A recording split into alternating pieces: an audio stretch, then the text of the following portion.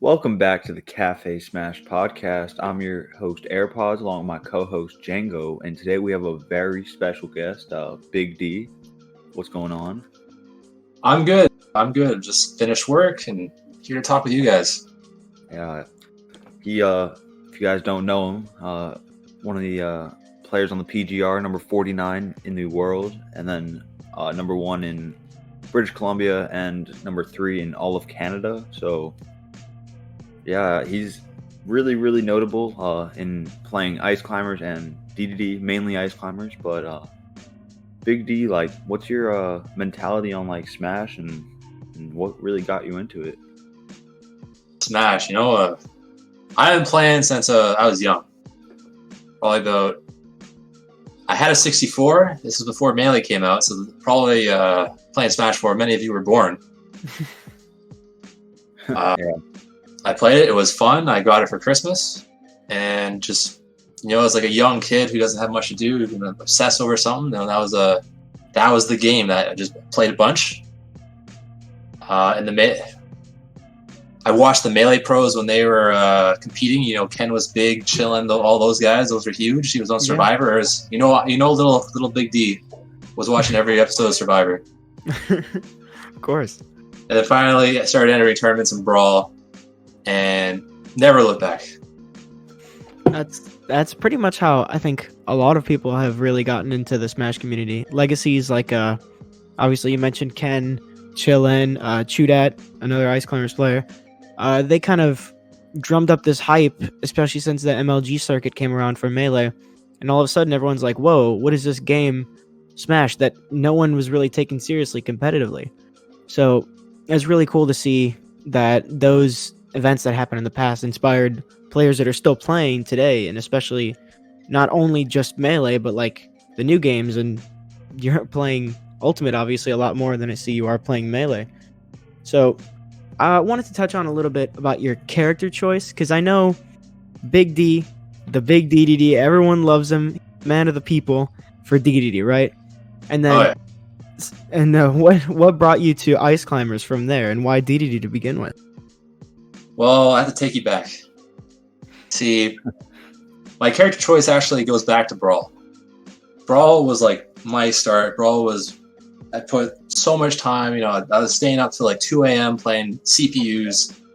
Brawl is really where I put like all my focus. And then Brawl, I made Ice Climbers and DDD. Those are my two. Mm-hmm. So, fast forward a couple years, Ultimate comes out. In past games, DDD was kind of bad. Like in between Brawl and Ultimate and Smash 4, there is no Ice Climbers. So now Ultimate comes out, I'm like, shoot, I get to play my old Brawl characters. And at the start, DD is a little better. Everyone's kind of struggling with the heavy characters at the start, so I'm like, all right, my DD is doing pretty well. And then Ice Climbers are still fun, but they're really hard and they don't feel very good, so they kind of come later. But there was a tournament where I got to the finals against Captain L, and I lost, and I just felt, all right, DDD, Pikachu is too hard. I'm going to just try and put all my effort into something. I don't know what, but that ended up being the Ice Climbers. And then, never looked back from there. Yeah, ice climbers are very complicated, but definitely a very high effort character. But you've definitely shown that they have potential, even though many people discredit them, putting them bottom 10, bottom 15. But you've definitely done some really nice things with that character. Yeah, weird. I think with Ice Climbers, a lot of people I think a lot of characters in this game, but a lot of people kind of place characters in the buckets. They kind of like, all right, this character plays like this, so I just have to play like that. They kind of have like a simple game plan versus each character and a simple game plan as each character. Mm-hmm. I don't think any character severely limits anyone that much. Like I think, I play a lot of Ice Climbers, right? I'm going to go going against players who probably haven't played the matchup as much as I have. I probably know the stuff a little bit better than they do. And there's there's a whole bunch of unexplored territory that someone who hasn't explored that, it's I think it's a mistake to place any character in a bucket if you haven't really gone down that path. So, where do you think you would put Ice Climbers on a tier list then? Probably lower mid tier. They're in short, you have your three archetypes. You have your sword characters, your projectile characters, and your brawler characters. In short, I think they do well versus the brawler. They do okay versus swords, and they kind of struggle versus projectiles. I know they have a really rough matchup against Simon and Richter specifically. I think that's the one I've heard the most, is because they're so good at separating them and kind of just commanding space that they can't get into. So well, they are certainly tough. Mm-hmm. If I find one on quick play, I stick around. Yeah, it's good practice. Are there any other matchups kind of like that really struggle, or make Ice Climbers specifically struggle? Well, Richter and the Belmonts in particular are hard because any little hit just separates you and sends you flying, and that's just something that naturally happens.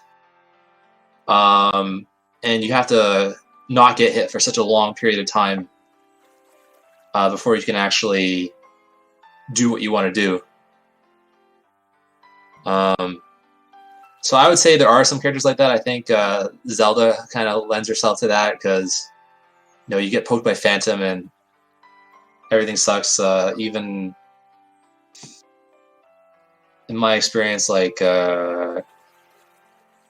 projectile characters. Oh, Duck Hunt for sure, because you have to. Oh yeah. Any just like heavy zoner projectile character really. Bowser Jr. Bowser Jr. can be tough sometimes. Is that the only matchup that Bowser Jr. ever does good in? Because I think Bowser Jr. is definitely a little lower than Ice Climber tier list, or at least in my opinion. Bowser Jr. high tier. Please stop with that. Anywho, I know that you had played Raito at main stage.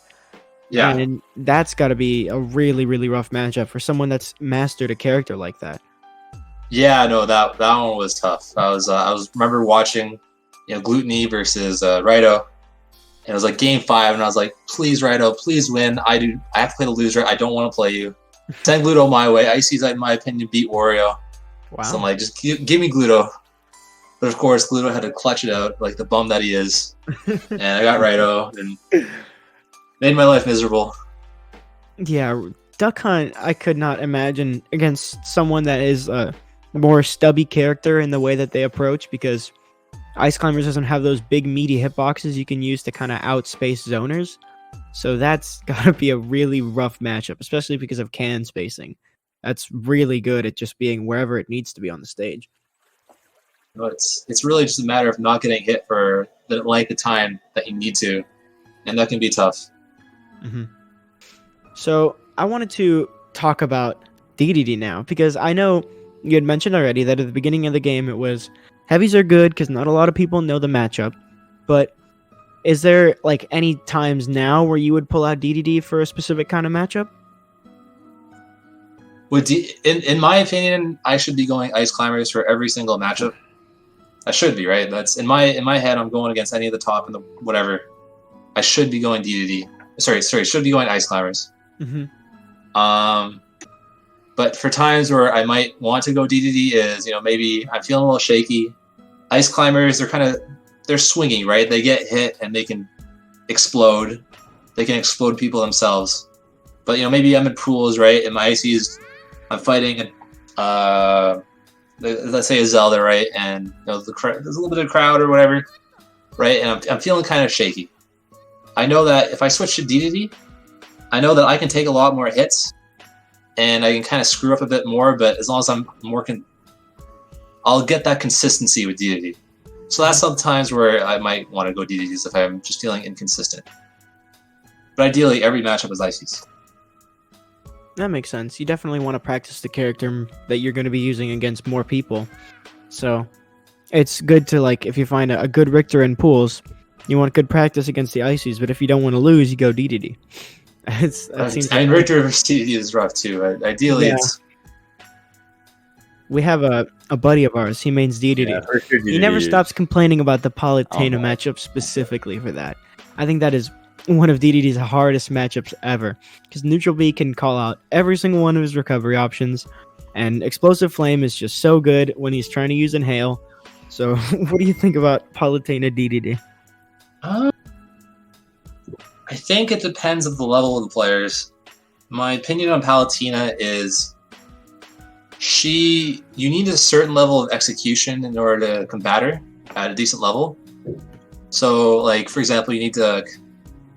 It's not so much your decision-making that needs to be on point versus Palutena, but you need a certain level of spacing and pressing the buttons at the right time, just timings. And it's kind of like, imagine fighting a Marth who's spacing you the entire game.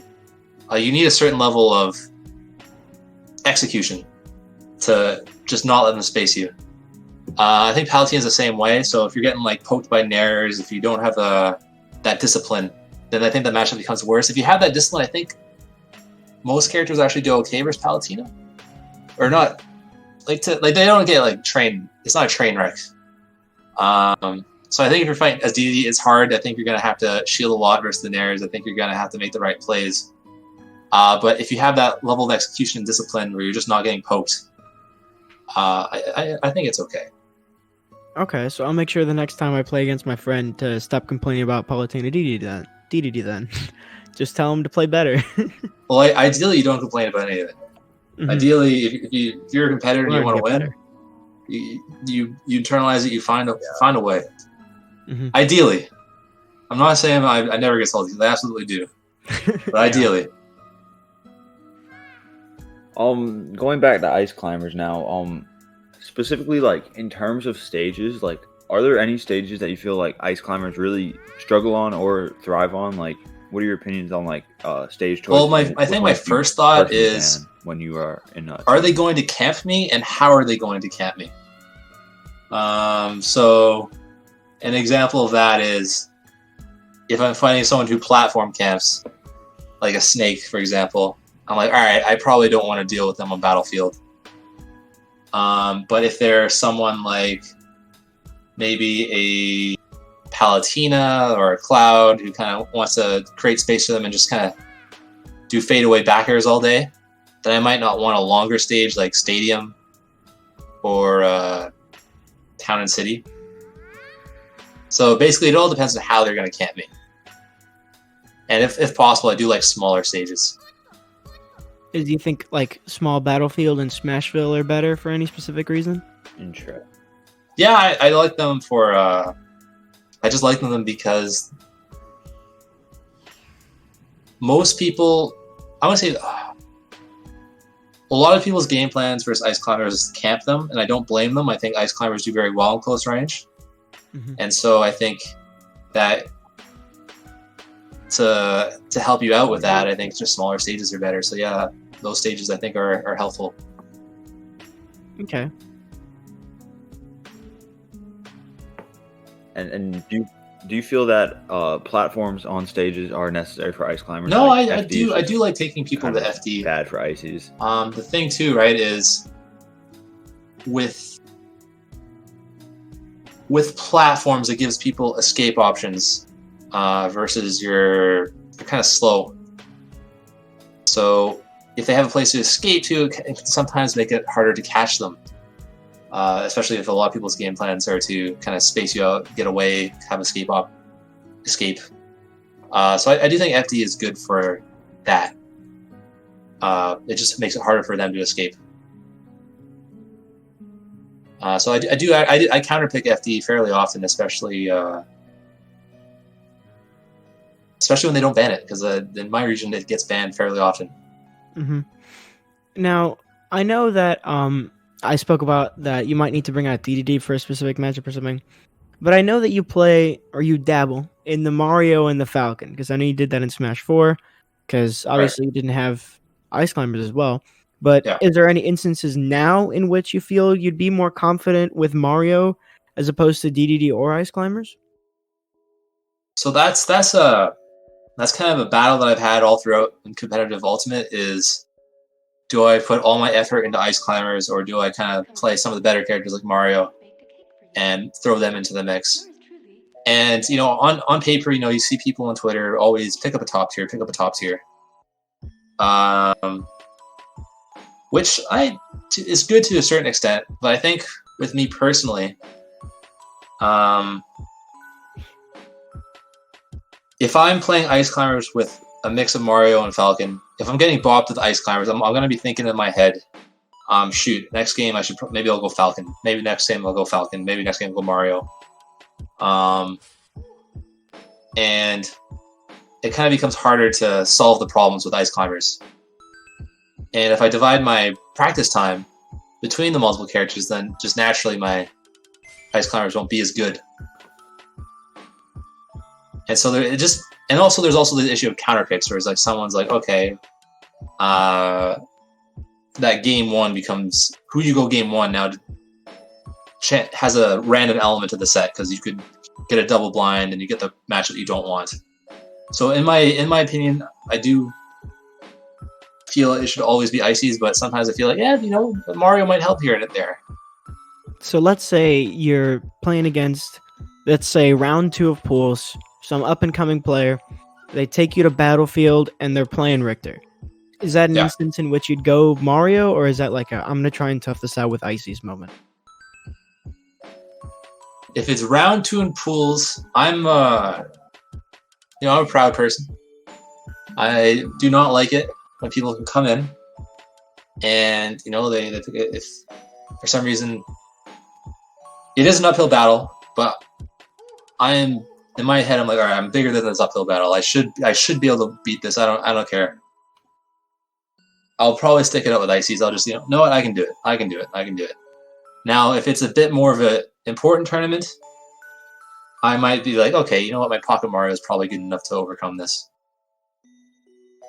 Okay, good. I mean, I know as someone that plays a lot of characters, like I have obviously a main in Mii Sword Fighter, which is odd and useless, but I have a lot of like secondary and tertiary characters that I bring out often. So it's really cool to see someone that has so much confidence in this one character, because I never know like what matchup to play against this one person, because I play so many characters at a decent level as opposed to focusing down on one. It's respectable to see someone really want to push a character that hasn't been super explored in this game specifically to try and, get 49th in the world, which is a big accomplishment for someone, even you say yourself, is lower mid-tier at best, as opposed to picking up characters that you can just do better with, like Joker or Lucina or something. Well, there's on that topic, it's kind of like, I think the character that you will end up doing the best with is the character that you can lose with. So that means, at the start of the game, I was actually playing Peach. Like I had a pretty good Peach with my DDD. That was like my pocket, and it was. Now I kept it up for a while, right? It was good. It got me a win on Capnell at one of the first tournaments, and then he ended up beating it, right? So he beat my Peach, and I'm like, well, I don't want to play Peach. But someone can beat my Ice Climbers, and like I'll kind of be like annoyed, but I'll still want to play Ice Climbers. And so I think because of that, my Ice Climbers are going to get better and better, as opposed to a character that I'll pick up but will want to drop as soon as I lose a few times.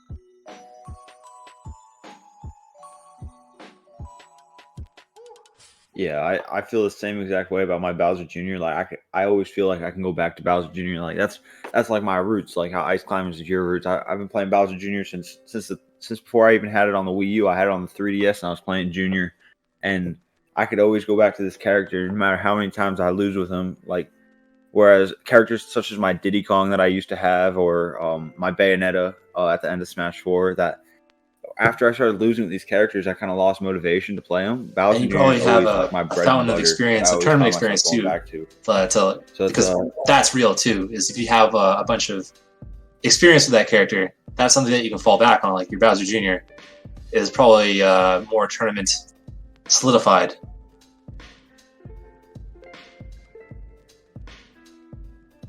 Oh yeah, for sure. Like I feel most confident with Bowser Jr. too, and that's why I feel like I can always, no matter how the set's going, I could pull out Bowser Unless Jr. it's and give myself a that fighting battle chance against to potentially come Anathema back. at that local. It's a good story. Bring this up like Yeah. every other episode about Mhm. that. We were at this local. about me getting I three 100% stocks, have told this against story already, Rob, but I'd but- like to tell it to him. It's this local hosted by Roke Esports, and there's Anathema. I think he's like number 6 or number 7 in South Florida. Really good Rob player, and AirPods gets bodied by him round 1 because obviously he's a really good player. So round 2, or With not the round Rob 2, but game Jr.. 2, he pulls out the pocket Bayonetta because he's like, hey, I'm gonna lose, right? And then Anathema is like, hey, I got a pocket Bayonetta too. And they do a Bayonetta ditto. And it's about 2 minutes into the match. And he's about to get JV forward. And the whole, like, everyone around him is like watching, waiting to see if he gets a JV4. He lands one hit and he pops off so hard. And then the other guy's like, damn, I didn't get the JV4. That's if you want to talk about tournament experience, I don't think the pocket Bayonetta has much as much. Uh-huh. The Bayonetta has not come out since that instance. You know, Bayonetta and that's has something you learn with stayed- experience too. stayed just locked away. Exactly. That's you got to get JV4 by number 6 in South Florida before you get better, you know? For sure. Or get 3 stock by your friends at lunch and then just get better from there. It doesn't matter what you're doing. If you're losing, you're still learning something. You just got to learn from it. That's a good mentality to have. It's nice to share that. Oh yeah, no, it's just no Johns really. Yeah, no Johns.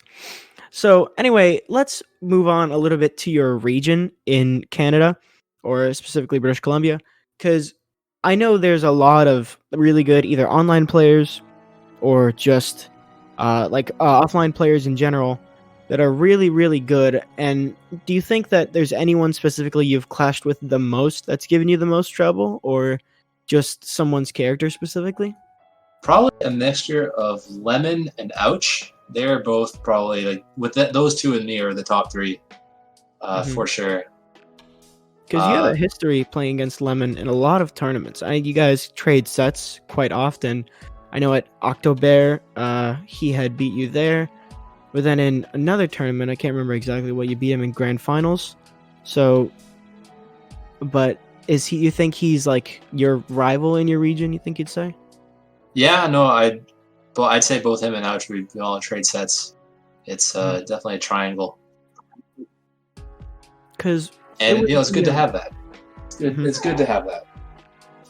Do you think it's his like knowledge of the game or the character matchup that's tough or creates more of a problem for you? I think it's a mixture of both. I think he's a very good player. He's got very good neutral, and his punishes are really good. And I mean, I'll admit that Joker is also fairly tough too. But he's definitely a very good player, and he, if you watch him fight other players from outside of our region, he'll surprise you. Because I don't think I've seen him at many other like non-regional tournaments. Ouch and Lemon as well. I know Ouch does a lot of online tournaments, and he was born and raised there. Yeah, he came from the online. He was molded by it. And I know Lemon doesn't do online tournaments at all. I think he did like the big ones, like the Gamo and the Open and a few others I can't really remember. But whenever he goes to like a local or something smaller, or even like bigger tournaments like SmashCon, he got 17th. He's a really good sort of, I wouldn't say hidden boss player, because he's obviously very well known. He's a very good player, but he gets pretty solid results at rather good tournaments. So do you think as the player that challenges you the most, there's a chance that he could like overtake you and maybe making PGR if he went to more things? Or do you think it's a even battle between you guys? That's a tough one, just because offline hasn't been a thing for a while. But I certainly think between the two of them, I think either of them could be PGR. Although it is tough. I'm not gonna lie, it is tough. Because you went through a rather uphill battle just to get to 49th, you know? Yeah. That's rough. I squeaked it. You did go over a lot of players that are previously on the PGR were really, really high up.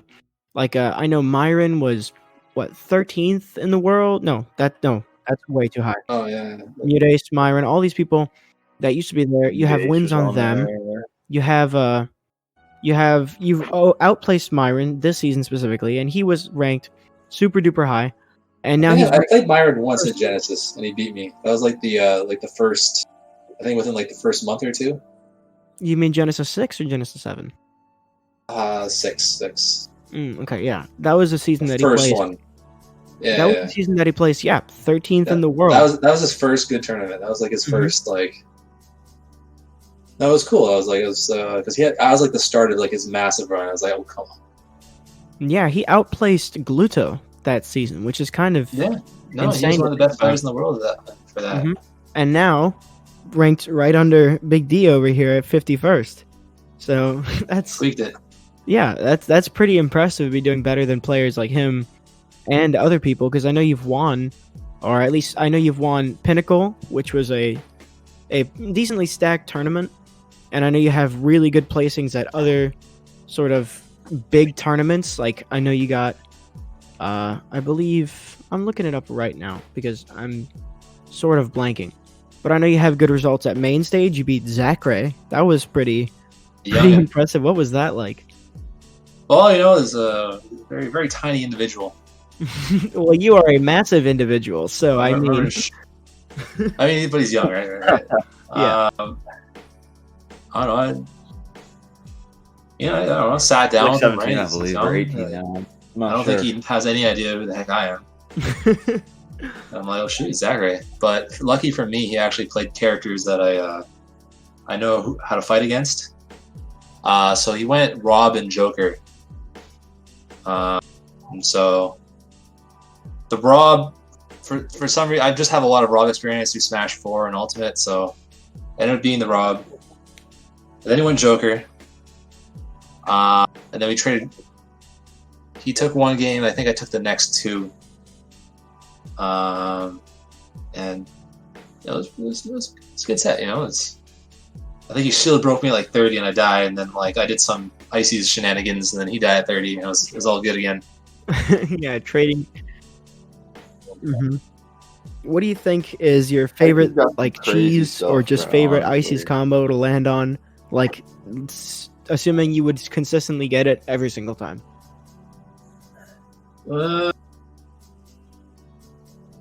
Let's see. See, the way I play Icies, like, for example, say a Luigi player, right? They're at 0%. You know what they're looking for. They want that grab, right? Of course. They want that grab because they're going to do things to you. For me, when I play Icies, and I wonder about this, but I just try and get whatever hit that I can. So, if it happens to be a grab, great. But sometimes it'll be a forwarder. Sometimes it'll be like a side B. I just try and hit you with whatever I think is going to hit, and then I go from there. But the stuff that is nice and just kind of ends up working out is if I just kind of get a blizzard or any kind of desync shenanigans into a grab by the ledge, then you can spike them down. Mm-hmm. That's always good.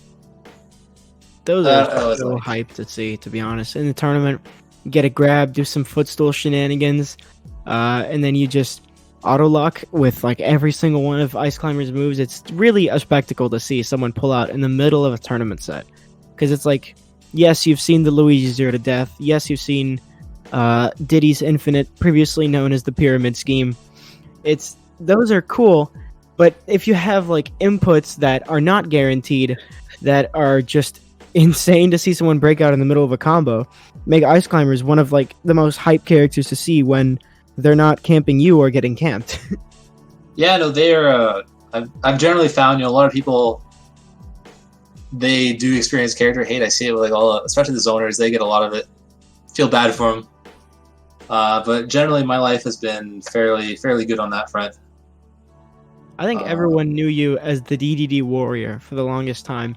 Because in Smash 4, which is, I know you played Brawl for a little bit or for a while, and I know Smash 4 was big for you too, because that was like the big breakout game where you got really good results. You started beating top players, things like that. And I know DDD. And I know DDD was your primary character in there, obviously, because Ice Climbers didn't exist in that game. So you became the DDD warrior, you know, an icon for all the DDD players out there. So a lot of people were very surprised to see the Ice Climbers who didn't like know your roots in Melee as an Ice Climbers player or in Brawl as an Ice Climbers player. So do you got anything to say to your DDD fans out there who are really struggling to make their character work? You know, it's if you play DDD, it can be tough. My little advice is just you live and die by inhale, so always just go for it. You gotta learn how to use it, but I don't know, it's the DDDs I've met have been all pretty. It's been pretty fun. It's been good. I've had nothing but good experiences.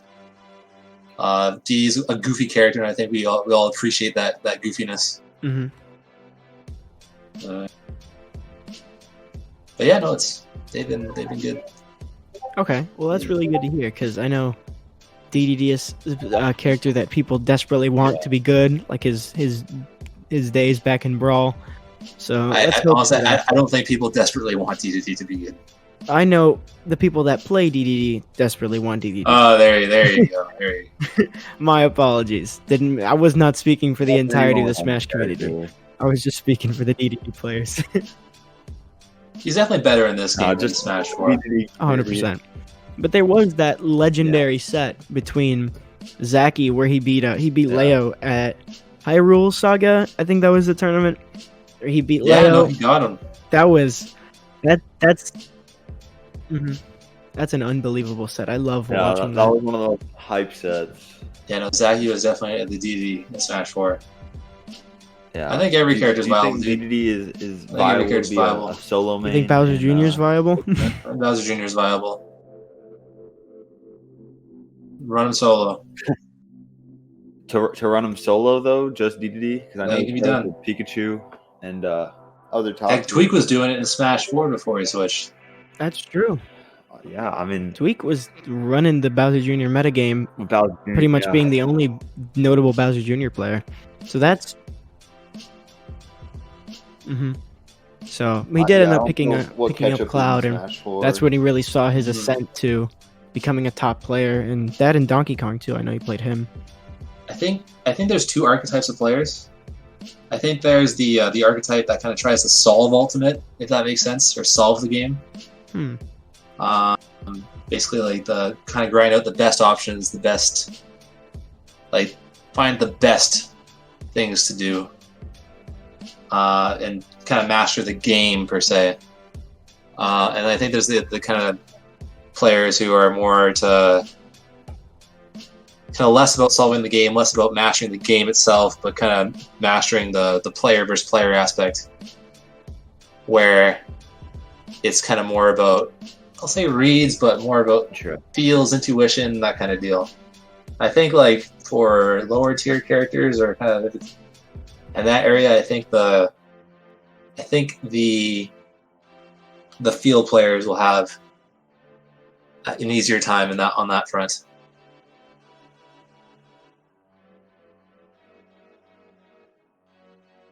Yeah, you mentioning that like the human aspect of Smash, I feel like that's really a topic that doesn't get discussed much in the Smash community, as opposed to other things like just trying to talk about matchups that work or just things that work with characters. When you really got to consider the human aspect of Smash and like trying to get into people's heads with just different things, switching characters, switching maps, and like do you really try to do that when you're playing? Because I know you really value that from what you said earlier of that like mentality aspect of Smash. There's a lot of decision making in Smash. When I play a game, a lot of times just like saying, hey, you know, don't do that, you've been doing that too much, don't do that anymore.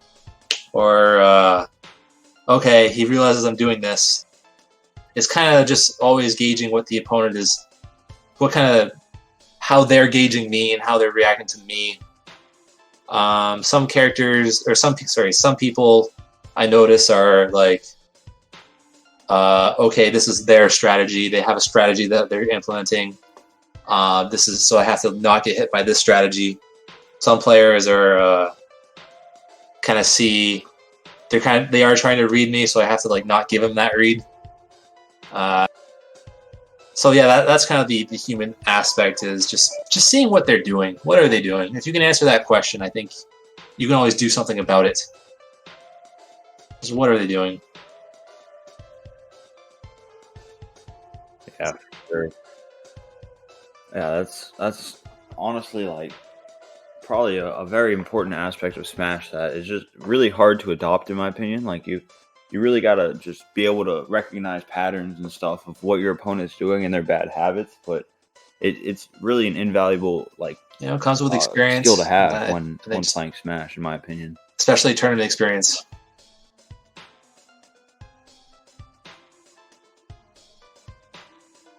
Yeah, for sure, for sure. Now shifting gears a little bit into online and really the less human aspect of online, really with other aspects such as lag or input delay. Just does that make things more difficult? Like with trying to make reads and stuff. Obviously, inputs getting eaten by lag and delayed inputs is very frustrating with online that we've all had to deal with. But like that like mental game of Smash, you feel like that's been changed a with little online? bit. It's kind of the main thing about online is doing what you want to do becomes harder. So you may have the right decision, but like you don't have the precision to execute on that decision. So I think, like for example, zoners, right? You have less windows to react. You kind of have to play a little bit in the future, a little bit. So it certainly hurts on that front, but overall the decisions are the same. It's just harder to execute on. So I guess it's making the decisions it doesn't get harder, it's just executing them.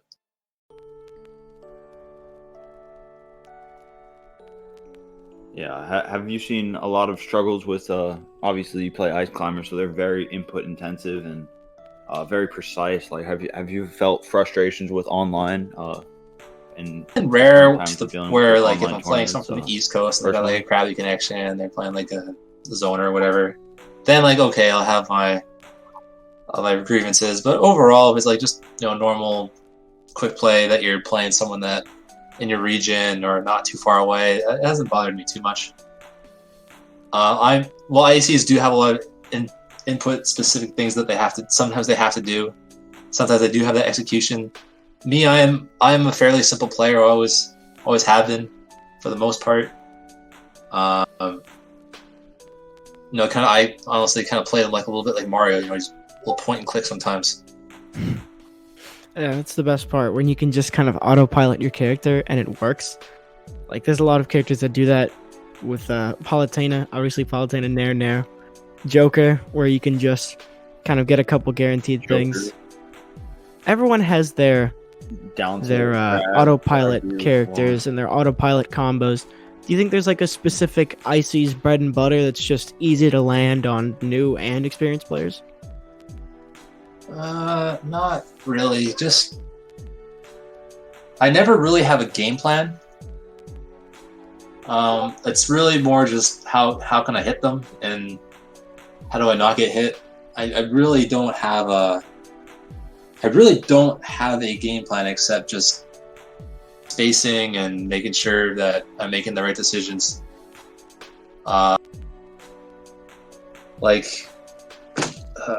Just sometimes for some characters I'll have like, okay, I'm fighting Palutena at low percent. They're gonna try and nick me with a Nair, so I'll try and shield more just to be safe, and really just not give them that, and stay grounded too.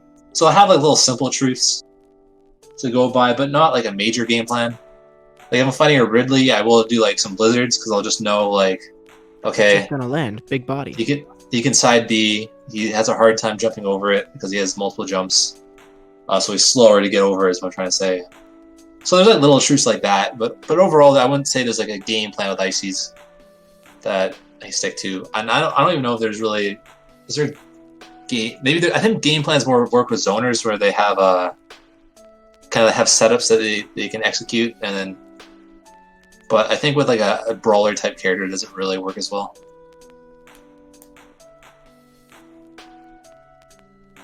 Yeah, I mean, with Joker, I mean, at low percents, I'm definitely fishing for down tilts grabs or like weak fair, like before I get Arsene, like just trying to rack up percent there. So like that's like the kind of game plan aspect I have, but really, I just fish for whatever move works and try to go from there, like you do with Just Icies. hitting all the works if you And keep hitting that's them. how I like to play too. When you're playing, I know you've played a lot of that's- top players. That's how it works. In like, I know you played Mars at Let's Make Big Moves, played Icies McGommel. Do you think that same like strategy applies, or is it like a whole different beast with these more experienced players? I think it always applies. I think it's just how can I hit them? What are they doing? I think when I fought Mars, I was like, all right, he's really oppressive. He's really good at like spacing and playing really fast. Mhm. So like the first game, just like got wrecked. I was like, all right, what is he doing? And then second game was a lot closer. I had that unfortunate SD. It was looking great. I was looking like, all right, here's my chance. But no, you got to be able to find solutions to problems that you face, no matter who you're fighting. It could be round pools. Maybe you're getting hit by like roll forward tilt by a Wii Fit trainer, right? You gotta. Anybody can do that, but if you're getting hit by it, you gotta adjust. Always gotta adjust. Yeah.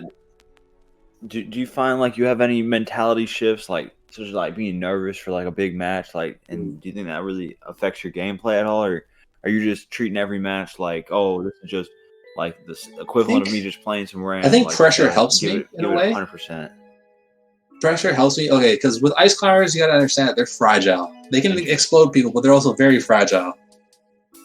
And so, in my serious matches, I really do not want to get hit and separated. I really don't want it. I want it. I probably don't want to get hit more than you don't want to get hit. And I'm experiencing that.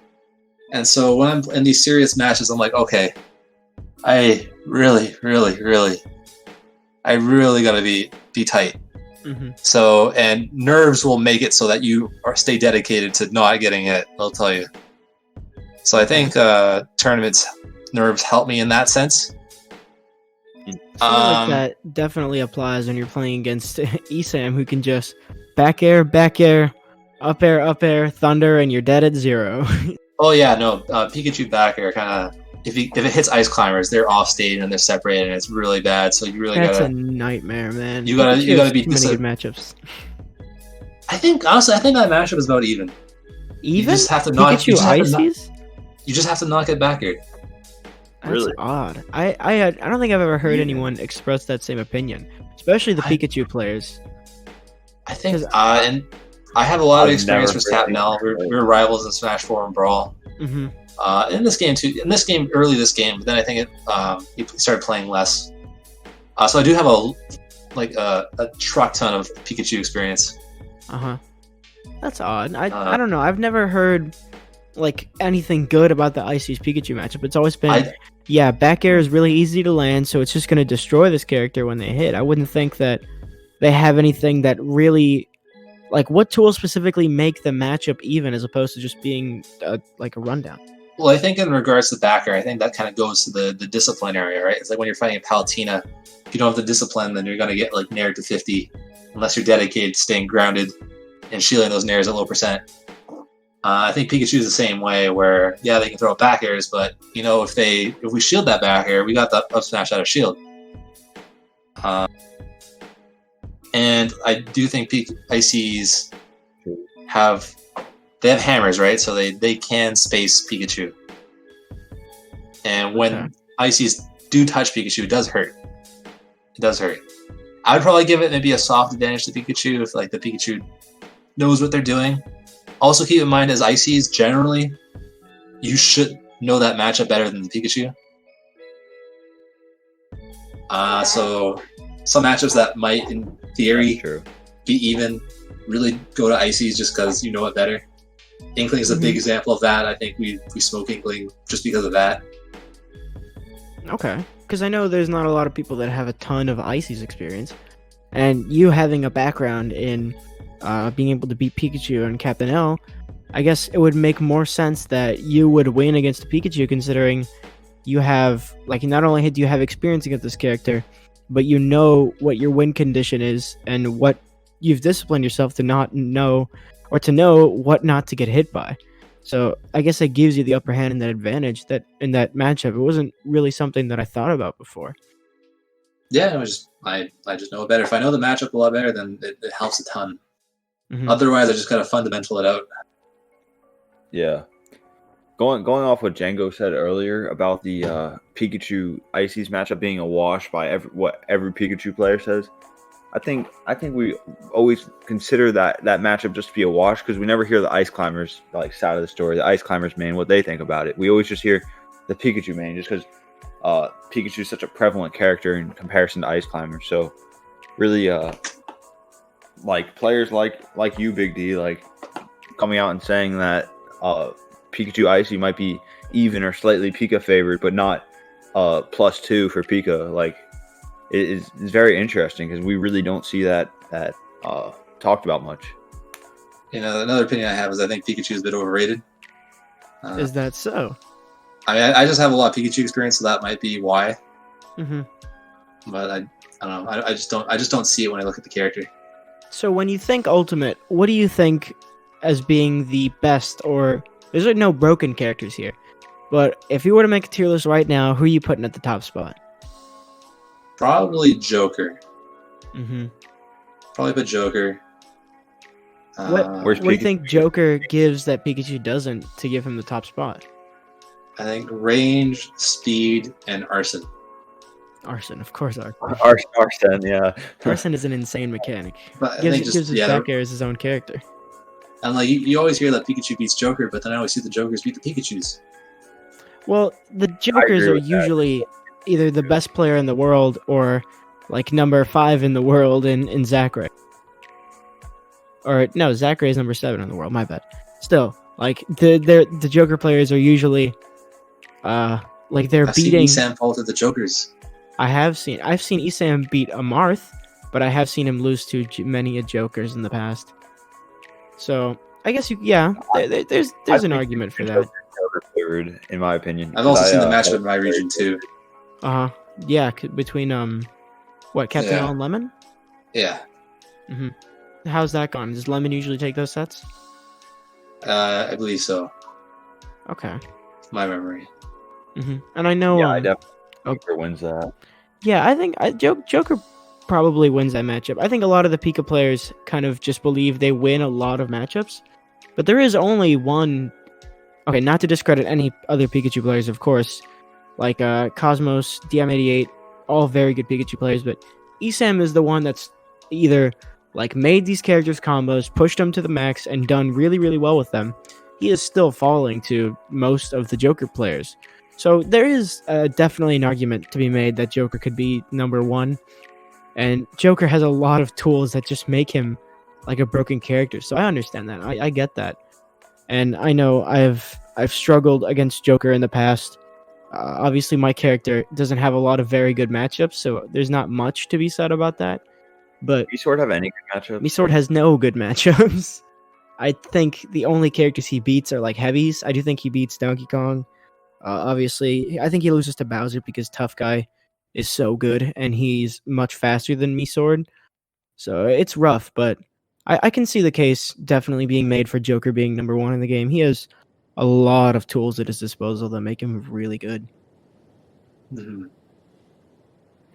And also, I believe we had written down over here that you played a lot of top players, either winning or losing. Like we had mentioned before, I know we talked about you playing Mars. We talked about you playing Isam at Gommel, Raito. But characters or players like Myron, not Myron, Nico. What these characters or these players, do you think you've had a lot of problems with them in the past? Because I know you played Nico, you lost to him at Play with Heart, and he plays Shulk, which is someone that people put really, really, really high on a tier list as this kind of unexplored sort of character. Do you think that he's like a bad matchup for Icies? And also, do you think he's like a little overrated or underrated or something? I haven't played these people before. I think most of these people I just played for the first time. But in terms of, I mean, Nico's really good. He is number one at SoCal for the time. I don't think he still is, but at least he was. So Nico's really good. I think when I fight Shulk, it's another one of those, like, anytime you fight a sword character or a character with range, a lot of it is about discipline. So how easily you let yourself get poked by their poking, because they're going to poke you, try and poke you. But when you... It almost feels like if someone's trying to poke you a lot, there's less decisions to make. And so it's kind of more obvious, like, okay, this is what they're doing. So it almost comes down to, like, okay, how well can you manage their poking? So at the time, I think the game that I took and the games that I was doing well, I was doing a good job of that. In the games that I didn't, I got poked, and then I think I just sometimes you die. The thing with Ice Climbers is that, like, combo characters like Mario, they will hit you and they will combo you, except not if you're Icies, that doesn't really happen because you can interrupt the other climber. Whereas a character that pokes you, like, let's say Cloud, as soon as you get hit by a back air, well, now you just took a bunch of knockback and now you're separated and now all hell breaks loose. So it's almost like the characters that don't normally combo now have get a bigger punish on Icies, and the characters that normally do combo have a smaller punish. Interesting. Mm-hmm. So in those sets, I got poked, and then I eat it. Okay, so we're sort of nearing towards the end of our allotted time for this podcast here. So yeah, I wanted to ask one big question, the burning question. Sure. I'm not sure if it's been answered before. Where does the name Big D come from? Well, my name is Dawson. Uh-huh. And I played basketball in high school. Mm-hmm. And I was given that kind of nickname in high school for basketball. Well, you are a tall individual. I'm 6'8" for reference. Yeah. That is... Jeez. I did not realize you were that tall. You're so tall. I did not realize you were 6'8". Oh, you would tower Teals over love me. It's easy. That's terrifying. Big D. Oh, there you are. Hey, it's Big D. Yeah, you're massive. Look at you at a tournament. We can see across the room. Yeah, it's probably not very hard to miss you when you're at a tournament or something like that. You are a large individual, as some had said, as you referred to as Zach Ray. Yes. No. So, what do you think? I think we're about ready to wrap it up here. Is there any sort of closing remarks you wanted to make? Anything you want to plug? Any players you felt that you like look up to or kind of inspired you? Something like that? Yeah, I want to, my region, a lot of great players. I would name like every person in my region if I could, but in Smash 4 I played against Locust a lot, and I think fighting against him helped me competitively. Captain L is someone that I played against all my life, and I think he helped me develop the player that I am.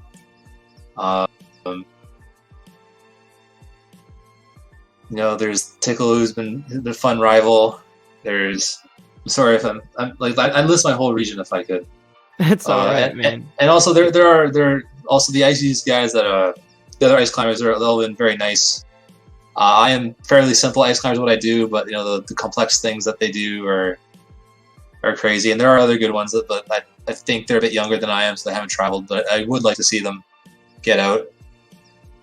I know Okami, Dynax, Walnut. Murasat is also the fancy one from Japan. Yeah, unbelievable combos. Just thought I'd throw those names out there. Just I had to mention it at some point. Of course. And is there any like social media, something else you wanted to plug before we send off? Big D _SSB. That's my Twitter. But also it's Alberta. Thank you, Alberta. They're been also great rivals. Always have always have another region to make your rival. Of course. That's wonderful course. to hear. So, AirPods, you got any closing remarks? No, I think that's about it. Of course, leave a 5-star review on Apple Podcast, and make sure to check out the Instagram and link in the bio for all our different links, such as the Discord and the Twitter. But aside from that, I want to thank you, Big D, for coming on the show, taking some time out of your busy schedule to come Oh yeah, and speak with us. nope, But it's been great. yeah, I've been your host, AirPods, And I've been your host, Django, joined by Big D. Peace. Peace.